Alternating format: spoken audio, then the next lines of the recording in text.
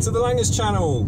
Today's car, well, there's no other way to put it. One of my all-time favourites, the Mark IV Golf R32.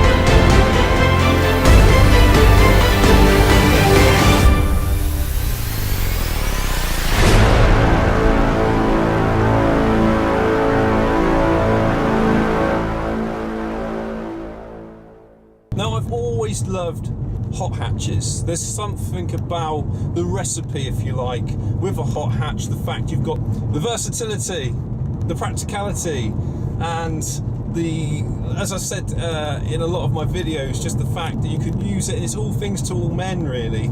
So I love hot hatches. Always have done, always will do. They are such a versatile car in the car world. But this, it's got that extra bit of excitement with it. The fact that we've now got a shoehorned V6 3.2 engine up the front. So as soon as you tap that throttle, you've got that instant song, if you like. That drama, that sense of occasion that every time you turn that key in the morning when you go to work, you've got that. Yeah, massive thanks to Mike for lending me and loaning me the car. I really appreciate it, and I feel very envious of you, Mike, that you've got this lovely R32. And yeah, I'm speechless. I haven't driven one of these in a fair few years. Must be 4 or 5 years ago since I drove an R32, and I can see why I like them so much. They are a great car. I remember when the Volkswagen had launched the R32, and I hadn't really got excited about a Volkswagen, a performance Volkswagen, since the Corrado, really. You know, Mark 3s, Mark 4s in general hadn't done it for me until they released this thing in 2002, 2003. And I just remember, I just got my first proper full-time job back then. I was 21, 22, and I was toying with the idea of just blowing it and getting a loan and getting one of these. And it was that or getting a house, and I picked, I think, the more sensible option at the time. But yeah, I remember seeing the sales brochure. I still got the sales brochure at home in the loft, and I remember looking through it and thinking, oh, I really want a a car like that. He was texting me while I'm filming for YouTube, and let's turn that on silent a minute. And yeah, I just hankered after one, and they were like, I think they were in their late 20s, these things, late 20s, 23,000, 24,000, something like that. And that was a lot of money back in the early 2000s. And they're commanding strong money again. It just shows you that I think there's a desirability for these because they are a classic in the making. They're a modern classic. I don't care what people say, they definitely are because of the limited numbers they produced. And the fact that Volkswagen had cobbled together the suspension from H&R, the seats, they'd gone to town on this thing. And you think, well, hang on a minute, they produced the V6 4Motion, that was their flagship car, but they weren't happy enough. Volkswagen enthusiasts weren't happy enough with that. And I'm so glad that Volkswagen made the effort to produce the R32, because 2 generations of car were produced, and it really was a generation or a development from the original VR6 that Volkswagen had come up with in the 90s to produce a V6 Golf to sort of rival BMW in their stakes, because you know, you'd had Mark 1 and Mark 2 Golf, which were fantastic cars. I've owned so many, they've been brilliant. I love them to bits. I still get excited now when I see a Mark 2 or a Mark 1 Golf, even today. And the Mark 3, people slate the Mark 3 saying it's not a good car, but I still think that I saw a VR6 Golf the other day and it howled past me, and you know, if it wasn't for that car you wouldn't have this, I don't think. So, you know, and they are starting to slowly, the Highlines are starting to creep up in value a little bit, and keep banging on about money, but it is important when you buy a car. I've always had a car that hasn't really lost a lot of money. I don't think I could ever go out and buy a car for £25,000-30,000 and walk away losing £5,000 straight away, and in 3 years it's halved. It doesn't make any sense to me. It's lovely to own a car that always never depreciates, or has little depreciation, or actually gains in, you know, value really. So for me, the R32 is a really good all-round package. Right, so let's take you around the cabin of this beautiful R32. So as you can see, these seats really do hug you in. You can see the size of the bolster that really grips you in, so when you go around a corner, I think they call them the wing back seats, and I do like these. These were standard in all R32 Golfs. I love the fact they've put the little R logo in there, and if you look on the back seat there, you've got the R logo in the back seats as well. You can see this is standard sort of Mark 4 Golf switch gear and etc. But what they've done is they've put this brushed aluminium, and that theme carries on throughout the car. So you've got your cup holders with the brushed aluminium here, brushed aluminium around the gear knob and gear gaiter, quite like that.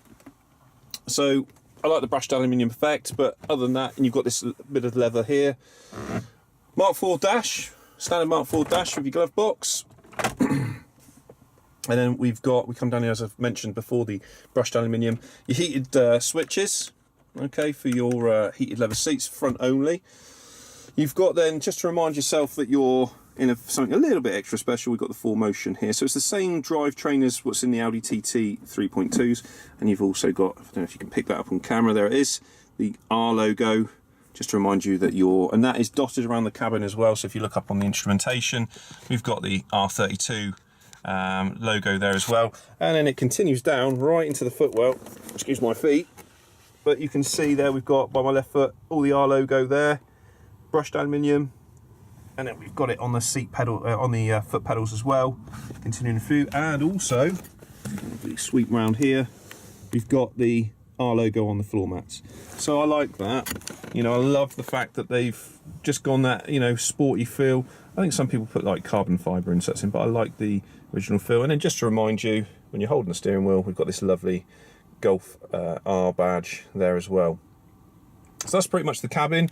If you notice that this steering wheel's got this cut out here, and it's very ergonomic. You know, I've been driving this car for the last 10 minutes now, and it feels really nice to hold. Nice seating position. You've got also, you know, for practicality, you've got this armrest that comes down, like so, featured in most our Golfs. So you've got this to rest on for long journeys, etc. Some of the R32s come with a sunroof. This particular one doesn't. But again, you know, it's all in really good condition. And this one's done 123,000 on the clock now, and it drives beautifully. It really is nice. Then you've got here, obviously, you've got the climate control, Climatronic, again with the aluminium surround on it. And it's just a nice place to be. I love, you know, you've got to remember, you spend a lot of time in a car, in the cabin, and you know, you want it to be as comfortable and as luxurious as possible, especially if you're doing long journeys. And this is such a nice place to be, quite warm and cozy. It really is nice. Mike's decided to change the standard head unit with an Alpine one, and it looks the business in there. I like that. It's you know, it fits in, it goes well, and I do like my Alpine stuff anyway, so I'm probably a bit biased there, but it really suits the car. Some of the I think one of the option extras you could have got was Sat-Nav. My friend Rob had Sat-Nav in his at some point. He was quite lucky with the tilt little mini screen, and I liked that. But yeah, so that was another optional extra you could have got on top of your R32 Mark IV, was Sat-Nav. Instrumentation up the top. I love the fact that it's all pretty much sort of standard sort of Volkswagen really of this era. My wife's got the same silver bezel. This isn't R32 Pacific. The same silver bezel that you've got in her Passat. Same sort of readouts for the petrol and the temperature, but obviously the difference being is this R32 logo, just to remind you that you're driving, you know, a sporty Volkswagen. And then you've got obviously your trip computer like you get in most cars these days, just telling you your average mileage, MPG, miles you've done, temperature outside, etc. And I like that. I've always liked that in cars, because it's just that little bit of information you're getting. I think to conclude on this R32, you've got to look at the bigger picture, in the sense where this is now a future classic, isn't it? You know, it's very desirable. Prices of these are going up, and I just think you're balmy if you don't buy one now, really, because I think prices will only go one way. They dipped a long time ago, and they really took a plummet, really. And for me, I just think it's a sensible car. I think 5 years down the line, even Modern Classics magazine stated that this would be a future classic. In 5 years' time, they predicted how much more it was going to be worth. This and the Lupo GTI. So, in that sense, it makes every bit of sense to buy a Golf R32 Mark IV. There are a few downsides. The discs up front, when they come to be replaced, you're not going to get a lot of change really from, I think it's about 350 quid, because they are two-piece aluminium discs. On the Mark V, they are just commonplace, you know, all one-piece discs. So discs for this on the front, really expensive. The timing chain's 100,000 miles. You're looking at a big payout for one of these. In actual fact, Mike, the owner, who's kindly lent me this car, has just had the chains replaced on this at just over 120,000 miles, and he did the right thing, because, you know, it's a good investment. So chains are a lot of money. They sit right in the middle of the engine, just like my Carraro VR6, and it's labour intensive, so you're going to pay a lot of money. So anything over 100,000 miles, you're going to look at changing the timing chains on these and the tensioners. So big money, and while you're out there, it seems, because half the engine's out, get the clutch done and the dual mass flywheel. So there are a couple of downsides. The other downside, I'm doing 21 miles to the gallon. Can I just say though, for me, I don't think that's a downside. You know, the reason why I say that's all, like my dad would say, that's a downside, the way the fuel prices are, etc. You know, the way the modern cars are so economical. You know, and that's what's killed this VR6, if you like, off. Purely for the fact that Volkswagen don't put a V6 in a Golf anymore. They've gone for 2-litre turbocharged engines, 4-cylinder engines, because it's more economical. And I get that. However, you just don't get this soundtrack, do you? Just stick it into another gear.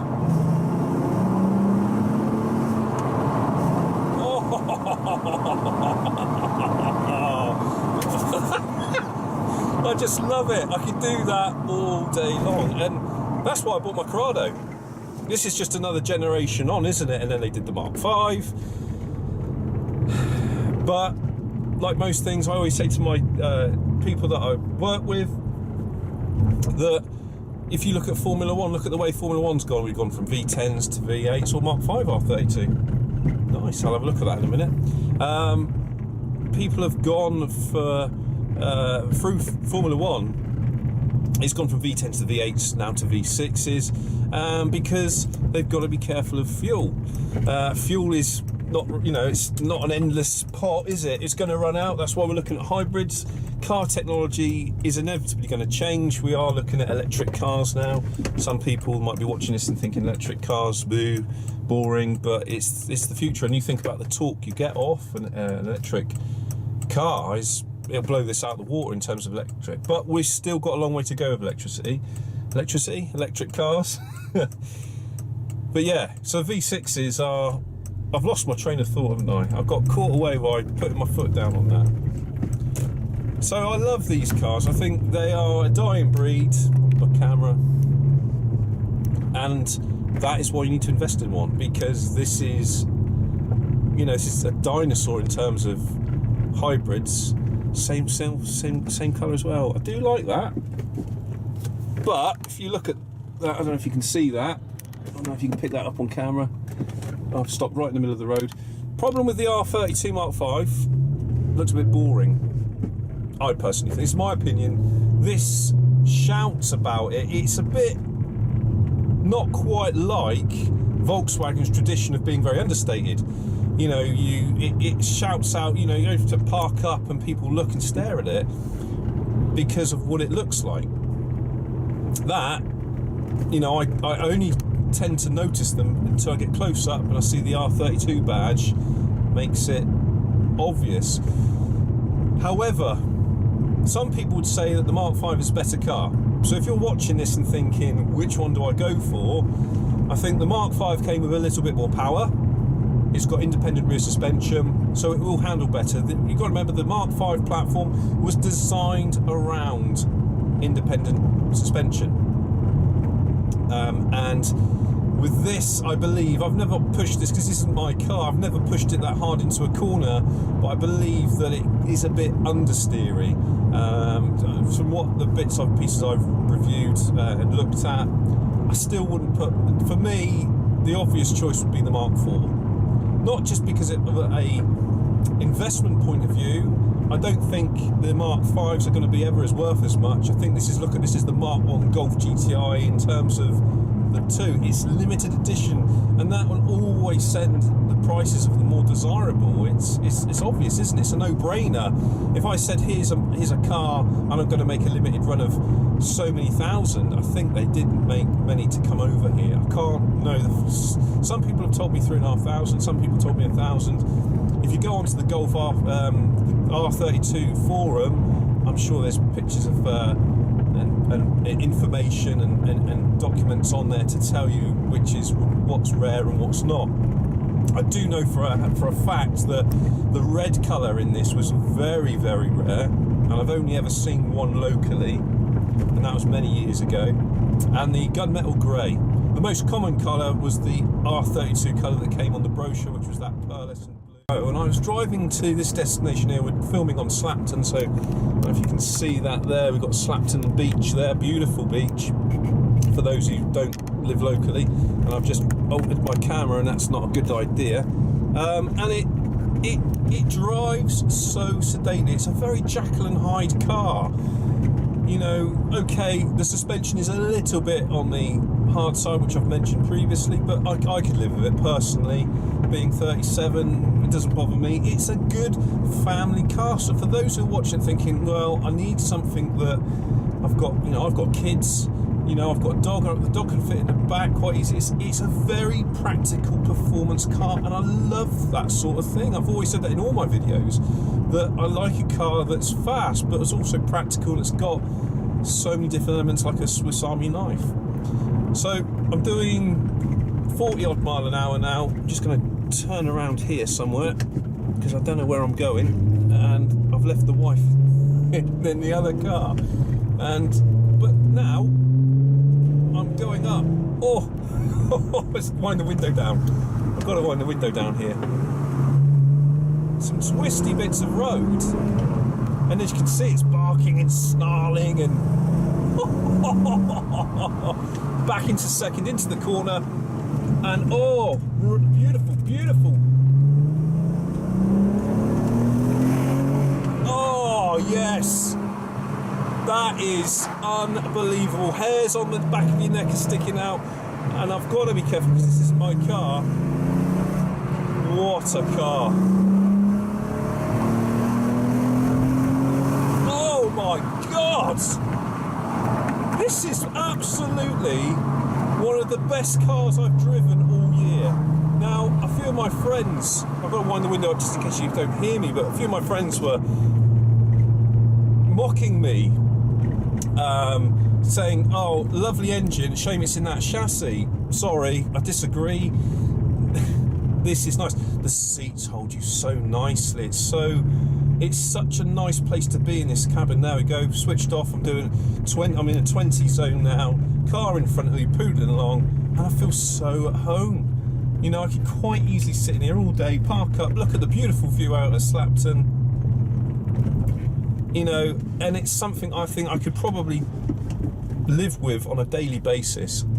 I really have fallen for this car. So the prices are really, for, I would say, a good usable one,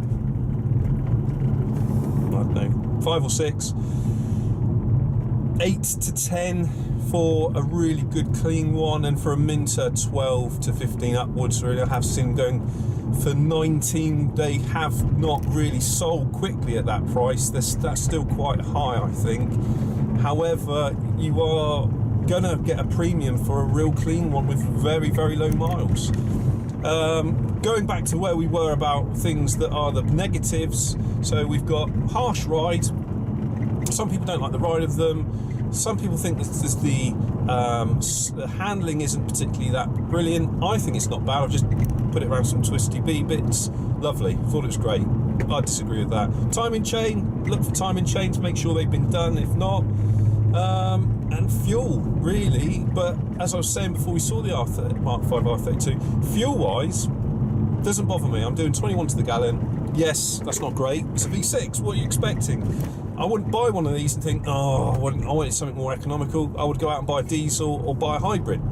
I know my dad would disagree and say, you know, you've got to be economical. It's different age to me. For me, it's all about enjoyment and fun. And this is just bags and bags of fun. I mean, Volkswagen did lie about the shock horror VW line. Into the corner there. Oh, Jesus. Jesus. Sorry, mate, don't look at that thing. I'm cracking. This is fantastic. Brakes are beautiful on this. Stop you on a sixpence. Going back to what I was saying, because I'm digressing here, and I'm trying to be really good on the camera. But yeah, Volkswagen did lie on how these were doing MPG wise. I remember getting the brochure and it's saying late 20s, early 30s. You're gonna be struggling at that. I think with sometimes remapping things, and you know, obviously I've been driving reasonably on and off the throttle. I'm probably on a nice motorway. You probably get 30, 35 to the gallon out of it, but it's four-wheel drive. Well, it's a four-wheel drive. It's a heavy car, 3.2 V6. You're not going to buy one of these and think you're going to get 50 to the gallon out of it. So that's another down point. Other than that, I can't think of any other down points. That soundtrack alone is worth £8,000. So listen. Just sings to you. It is so beautiful. beautiful. How could you ever get bored of this car? I was speaking to the owner, and Mike was saying that he'd never sell it. And I can't blame him. I think he'd be silly to sell it. I really do. So if you've liked this video and you're thinking about buying one, you know, bear in mind what I've said about, you know, timing chains. You know, make sure it's good service history. Make sure that it's had the Heldex oil and the gearbox oil changed on a regular basis. You know, make sure it's, for me, I don't think been lowered. I read somewhere about having problems with the diff on lowered cars. Don't quote me on that, I'm not sure if that's right. Yes, make sure all those things are done. Make sure it's good service history, and I just don't think you'll go wrong, because parts are still readily available for this. Obviously, so the side skirt on this car is unique to the R32, apart from, I think, the anniversary Golf. So rare bits, they will start to become harder to get hold of. The seats are going to be hard to get off. I quite like the black leather. I've always liked black leather anyway. They did a couple of different colour variations. I think 3 colour differentiations in the interior of the car. And I say these seats are bloody gorgeous, and they're heated as well, so in the winter it makes perfect sense to sit in something like this. Beautiful. It really is nice. I like the fact that, and funny enough, it went through the Volkswagen range in this, that, I mean, my wife's Passat does the same thing. That blue glow that you get off the dash is lovely. I've just turned the lights on now. Clocks have gone back, haven't they? So we're getting to 4:30, 4:45 in the afternoon, and it's getting dimpsy. Xenon lights came with this as standard, which was a nice feature. Steering, one of the things I've noticed, 2 things you notice when you jump in one of these, is the fact that you've got very responsive throttle, more responsive than my Corrado. You put your foot down, especially in first and second, and initial acceleration, it's very, very sensitive, very sensitive. Some people, I think, criticise the fact that it was too sensitive. The other thing is I forgot what I was saying. We'll start again. We'll edit that bit out. So the 2 things you notice, yes, that's what I was saying. Right, come on. 2 things. You've got really sensitive throttle response, as I've said, and the other thing is the steering is quite light, quite precise. It's got a nice weight to it, really. You chuck it into a corner, and it does reward you really well. It's got nice feedback, I think, and I like that. So that's the 2 things you notice. You jump in straight away.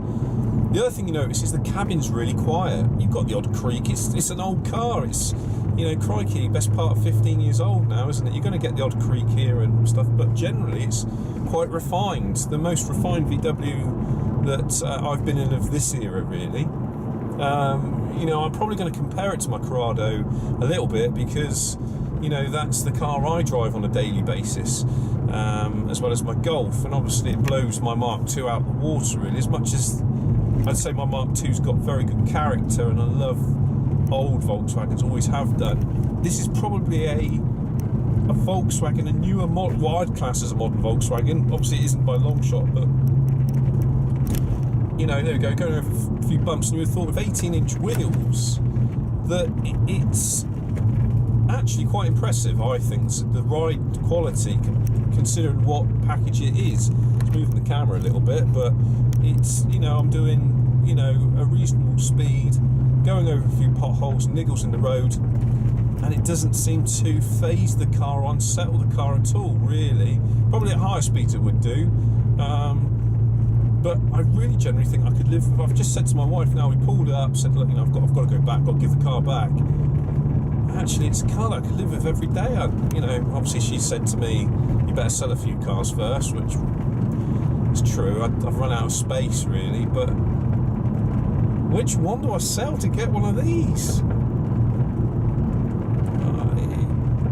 Is it as good as my Corrado? That is the $1 million question. I think it's a more usable car. I think because I've lowered my Corrado, and I did that for one reason, is that I wanted the BBS split rims, which you'll see in the video that will come out soon. I wanted some BBS split rims because I thought that it suited the car. I thought, and I think a lot of Corrado owners that may watch this, the VR6 stood too high. Ooh, this is tight. Easy, mate, easy. Cool. It stood too high. And a lot of arch, there's a big gap in the arch. Whereas what I love about this, straight out the box, it looks factory. You don't have to do anything to it at all. And it's one of the only Volkswagens I think you can all agree with. I think personally, I quite like. I like these. I just like everything about it. The wheels, everything. I don't think I'd change anything. Really and truly, I quite like the Porsche rims that some people have put on these, but I wouldn't lower it. Mike has actually put a little spacer on to widen it a little bit. Other than that, it is completely factory standard. There's nothing, you wouldn't change the seats or anything like that. And generally, in the past, what people have loved about older VWs is that you've got a blank canvas. You can lower the car, put a sports exhaust on it. A lot of people do put the Miltech exhausts on these to get them sound a little bit nicer, a bit more throatier. But there's nothing I would change about this at all. Whereas I did lower the Corrado and I put an exhaust on it, and I've remapped it, and I've got it to perform that a little bit better. It's a different seating position in the Corrado. I don't know if I can answer that question on camera. I have to really think about it, or drive them back to back. It's definitely more refined in the Golf. You've got probably more performance on hands, more practical, isn't it, really? You think, the two seats in my Corrado aren't really two adult seats. This has got a bigger boot, better seats in the back. It's a four-wheel drive, so there's a lot of plus points to it. But I love my Corrado. I've got attached to it. I get attached to cars. I do like this though. Out of all the cars I've reviewed so far, I have this over the Megane. The R26 I reviewed back 6 months ago. I'd have it over the Honda. There's a big difference in gap between price. The Honda was an amazing car, one of the best I've driven all year. But it's the price, $33,000 for that. A lot of people have written in saying that they've actually sold their RS5, I believe, or S5 to purchase one. So that says it all how good that Honda really was or is. But I can't afford one of these, whereas I can afford one of these. Difficult, very difficult. You'll probably find out in 6 months' time if I've bought one or not, or if I've got a divorce. I just love the way I can drive this so sensibly and then stick it into second, and it just performs. And it's not ultimately quick. The Honda was a lot quicker. But this is more focused in the feel, everything, the theatre, the ambience, the pleasure you get out of driving this. I could drive this all day long. I really could. I can't get over on camera how good or impressive this R32 is. I can't think of a bad thing to say about it, really. I'm trying to pick fault, and this armrest is a bit playing up. That's it. This armrest has got a fault with it, but it is an old car. It wears its miles well. You wouldn't notice it's done 120,000, and that's again the thing I love about VWs, is that you get in another car of this era, and it would show its wear and tear. This doesn't. If you covered up the mileage, I'd have thought this car had done 50, 60,000 miles. That's how well it drives. It still feels as tight as a drum. These seats don't... I know that the full leather ones do sag, but it's a common fault. Some people say to go for the half leather ones. I know it's a common fault, etc. Must say, I did start looking into these ages ago because I fancied one. I've fancied one since my mate Rob's bought one 10 years ago. He had one. Had a rare colour. And I always toyed with the idea of buying one, and then it's sort of like I nested that away and thought, maybe one day, Chris. But I think I'm itching that scratch again. I'm itching that scratch to think, yeah, I might buy one. I'm gonna have to save up for one then, because prices have risen quite a bit really, because good ones are hard to find with lowish mileage and clean example like this one. This is a good clean example. And I honestly, I can't fault it at all, you know. And it's a livable daily car that you could, you know, use. You got, you know, my car, the Corrado, doesn't come with, you know, 2 cup holders like this one does. I've got heated leather seats for the winter. I've got air conditioning, which my Corrado doesn't come with. I've got electric mirrors. I've got this nice silver aluminium that's around that you've seen already. You know, it's a livable, usable, daily car that is a classic, an absolute classic. Right, so if you've liked the video and you want to see more of them, then please like it down the bottom, and don't forget to subscribe to the channel, and thanks for watching, and hope to see you on the next video. Take care.